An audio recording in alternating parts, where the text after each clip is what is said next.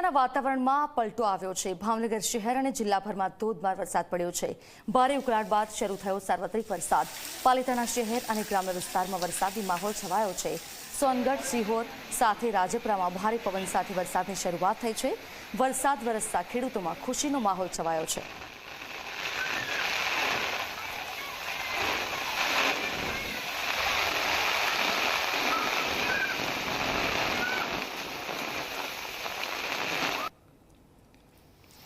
સુરેન્દ્રનગર શહેરના વાતાવરણમાં આવ્યો છે પલટો।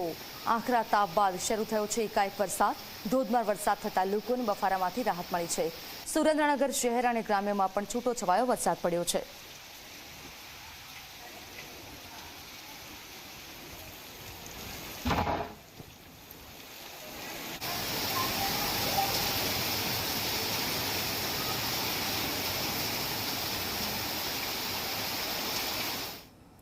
રાજકોટ જિલ્લાભરમાં મેઘમહેર જોવા મળી છે। પડધરી તાલુકાના ગામડાઓમાં વરસાદ વરસી રહ્યો છે।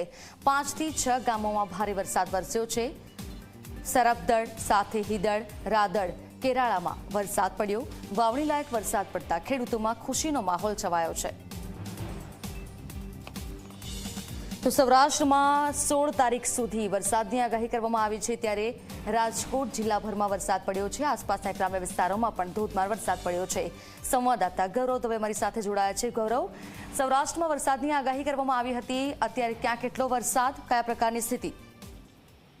ચોક્કસ જ જે રીતના રાજકોટના ગ્રામ્ય વિસ્તારોની અંદર વરસાદ છે તે વરસી રહ્યો છે। લોધિકા તાલુકાના રાવકી સહિતના ગ્રામ્ય વિસ્તારમાં વરસાદ છે તે વરસ્યો છે।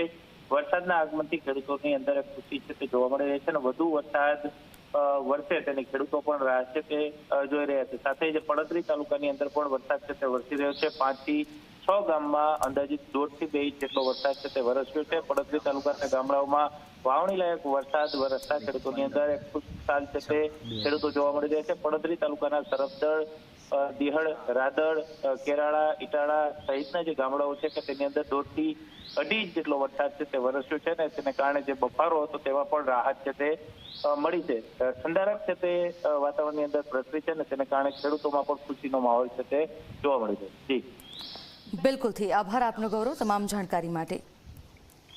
તારીખ 15/6/2024, સમય 4:17। પ્રધાન